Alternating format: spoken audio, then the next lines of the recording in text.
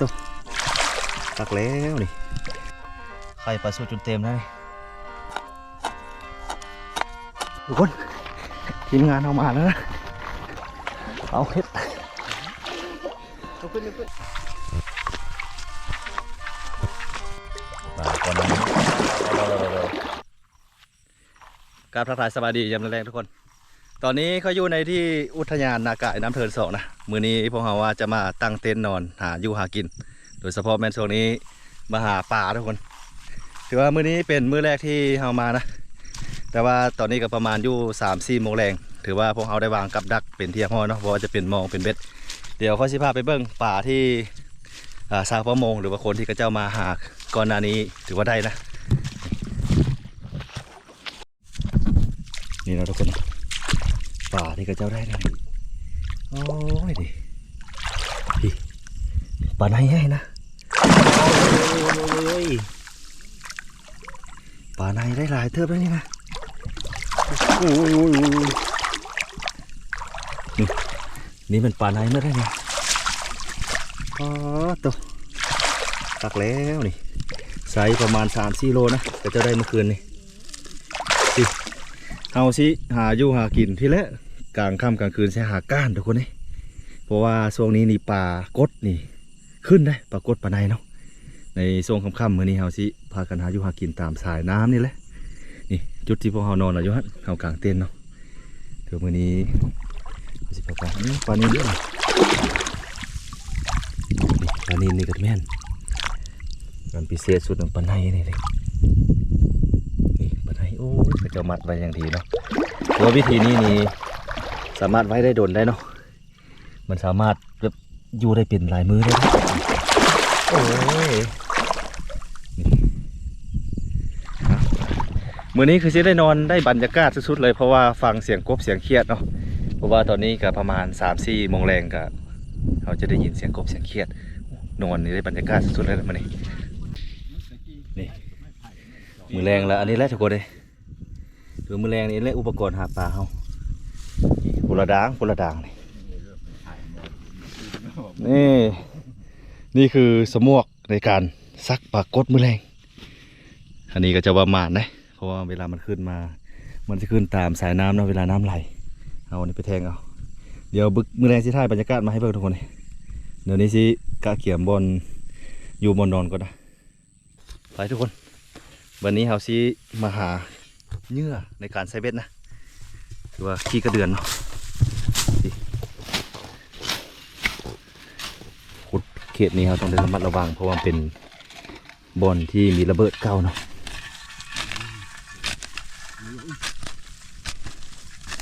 มีบ่แถวนี้โอ้เด็กขี้มันตายแล้ว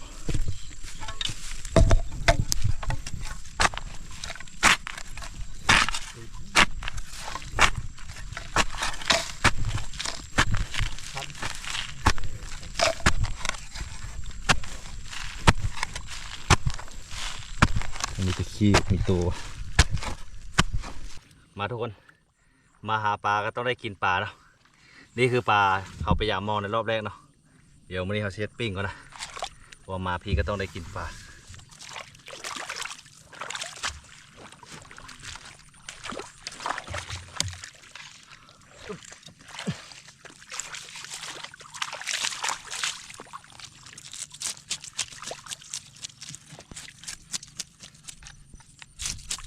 เห็นปะ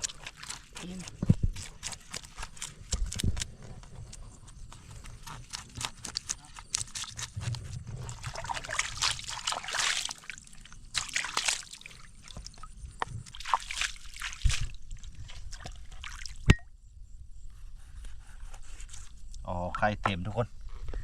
นี่ไข่ปลาสูตรจนเต็มแล้วนี่อ๋อตัวปลาสูตรไข่หอสิปิ้งนี่นะรส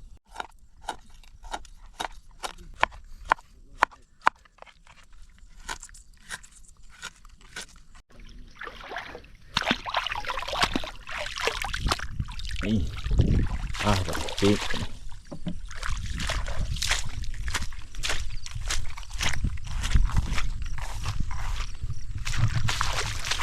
ตัวยุกิ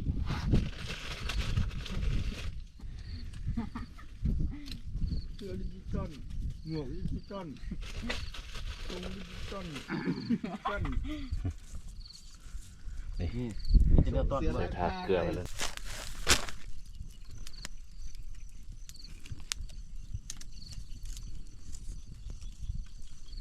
เราจะไปจะมองปะ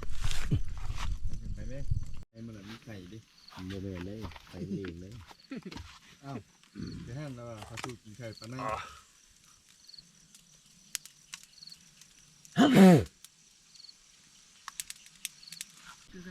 ป่าไม่ไหม้นี่เอาขึ้นมาปิ้งนี่โอ้มันแตกซัดๆทุกคนเลย ไก่กินนั่งนะ เอาได้ตัวเดียวนะแต่ว่าทีมงานเรานี่ก็ได้หลายตัวอยู่คือคอยไปถ่ายอยู่คนละมัดไว้อยู่นะถ้าเบิ่งมือแรงนี่ป่านี่ถึกมอง14เลยไม่แน่ใจว่าเอาส่วนใดมาถึกป่านี่ประมาณป่ามอง7%ไปถึกมอง14ทุกคนนี่ทุกคนจุดที่เรานอนในมื้อนี้นะเฮ็ดแบบสบายๆนะนี่มุงโดยผ้าบัดแล้วก็แขวนอู้ทีมงานมานำกัน 3-4 คนอันนี้มาโดนแล้วเนาะประมาณกับ 3-4 มื้อแล้วเนาะ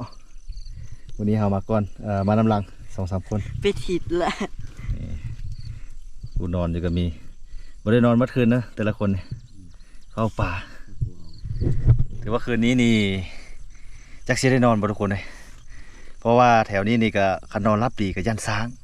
เพราะว่าโดนๆจะมีช้างนะเพราะว่าแถวข้างตู้พวกเขานี่ก็เห็นหอยตีนมันแล้วนะเพราะว่าในอุทยานแห่งชาตินาคายน้ำเทินนี่เป็นป่าที่มีช้างป่าหลายเลยมันจะไปเกือบทั่วเบิดทุกวันเลยถึงมื้อนี้เราก็บ่สามารถนอนรับได้นะอีกอย่างหนึ่งก็เฝ้าป่าเนี่ยนี่ทีมงานเราก็ใส่สุดลายพรางไว้ทันทีสายล่านี่ต้องใส่สุดนี้ แต่ว่าไซส์ผิดประเภทนะปกติเนี่ยเอาไปล่ากระหอกกระหนูนี่มาล่าป่าหรือว่าเสื้อลายพรางไว้ทันที ล่าได้ทุกลูกแบบ ล่าได้ทุกรูปแบบบรรยากาศค่อยค่ำลงแรงโอ้ฝนตกได้ในเขตอุทยานนาคายน้ำเทินโซนนี้ถือว่าฝนตกเกือบทุกมือเลยคือช่วงก่อนนี่ก็โอ้น้ำมาหลายนะแถวน้ำเนียนเดี๋ยวมือนี้ก็น่าจะตกอยู่ประมาณช่วงกลางดึกในการมาหาป่าโอนี้หลังจากฟังทีมงานเว้าเนี่ยก็จะว่าถ้าฝนตกในโบมานเฮาบ่ฮู้ว่าป่ามันเข้าหรือบ่เข้านะแต่ว่านี่ก็ถ้าฝนบ่ตกก็ถือว่าโชคดีไปทุกคนทีมงานเอามาแล้วนะเสียงดังสนั่นเลยเป็นทึกป่าในพาทุกคนทีมงานมาแล้วป่าในปะโอ้มาแล้ว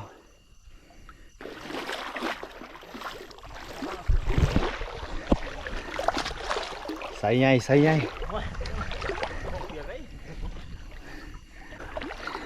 นี่ว้าโถทีมงานมาแล้ว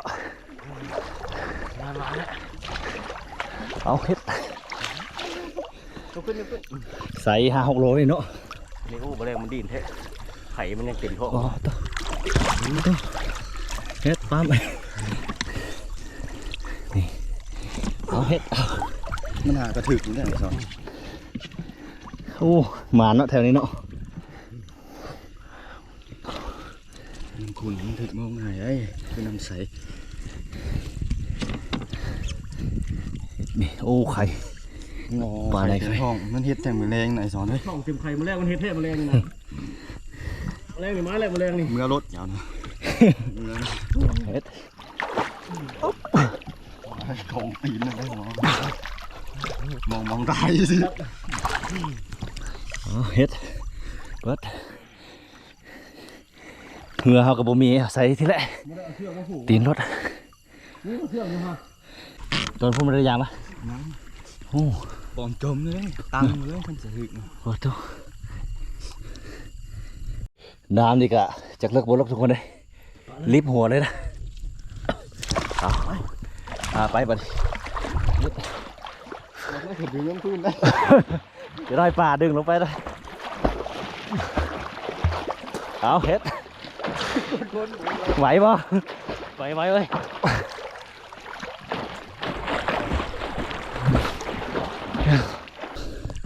นี่หดฟังแล้วกัน ดูอ๋อใส่ใหญ่เลยทุกคนนี่อ๋อประมาณ3-4-5 โลลุนนี่5 โลเท่าไหนผ่านเท่าจากเมืองคำเกิดลักษาวมันน้ำขึ้นฟ้ายินเสียงโฮแล้วภาพแรงเดินแต้มคนนะท้องใหญ่ถ้าจะมีไข่นะเนี่ย ไข่ติดท้อง จัดเต็มทุกคนเลยใส่ใหญ่รึบนี่ปอมมูลุยเลยนะไปต่ออีกตอน2รึบนี่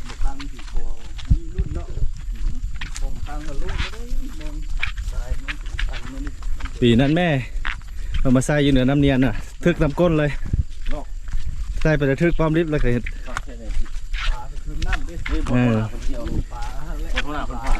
นี่เนาะนี่ก็หอยสร้างป่ามานะทุกคนนี่ของหอยมัน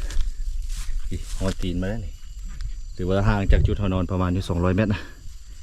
ถือว่าจุดนี้นี่มันเที่ยวมาตลอดเนาะสร้างป่าไปตอนที่2มานี่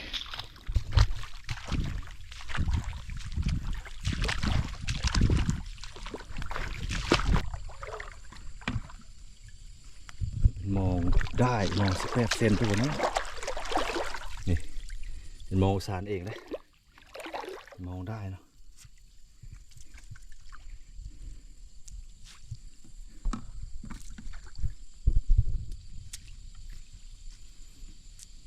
แล้วสอนช่องเลย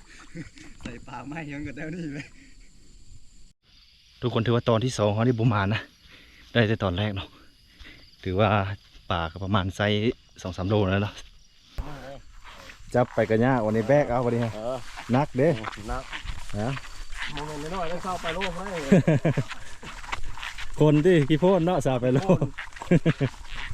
อ๋อจะไปหามไปวันนี้นะ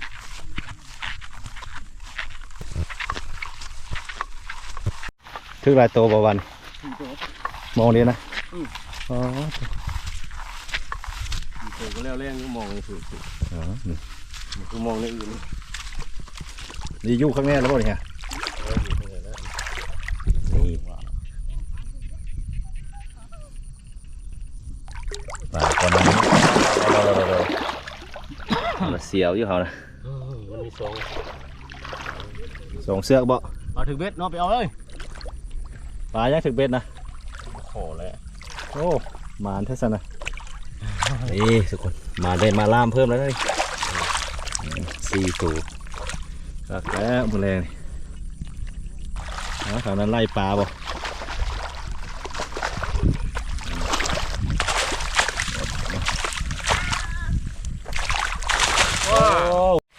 นี่ทุกคนเบ็ดลังเดียว มานปลาข้อนี่โอ้ยเรียบร้อยนี่เขาแรงครับเดี๋ยวไปใส่ลังเดียวครับโอ้คนมีเงื่อนนี่ในเรื่องเนาะอาหารแรงเขาข้าวเซโม่ครับผมแล้วไม่หอมงุ้ยเลยนะ มองใหญ่เลยให้จะขับ เฉยนะฮะที่ได้ก็หวานเนี่ยบรัดจะเลิกอินน้ำเลยได้ก็อันนี้คือดีแล้วฟิตปอดอันปอดที่เลิกสมัดกันนะต่อไม่เลย ลุ่มโค้งตัวนี้ลงลุ่มโค้งตัวนี้ลงไปมันแป้นอยู่ข้าวกินข้าว ข้าวจับปลา สุดเป็นเป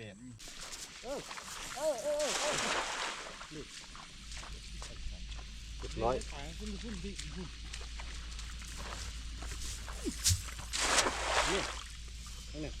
ร้อยแล้วบอก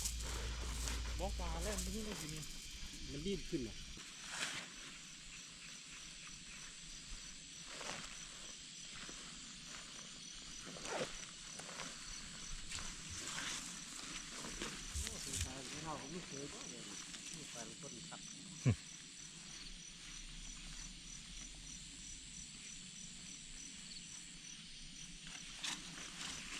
สบายดียังไม่เศร้าทุกคน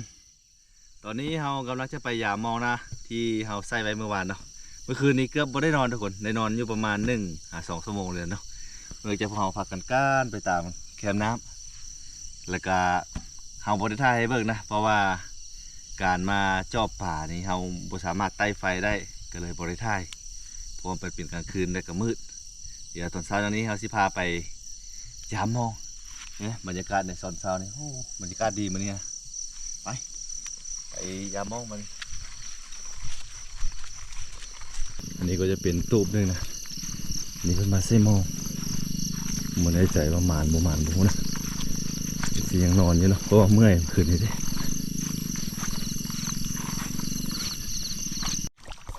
นี่นะทุกคน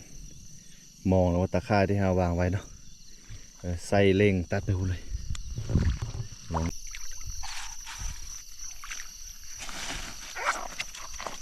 ไปยามเบิ่งมัน หลอดไป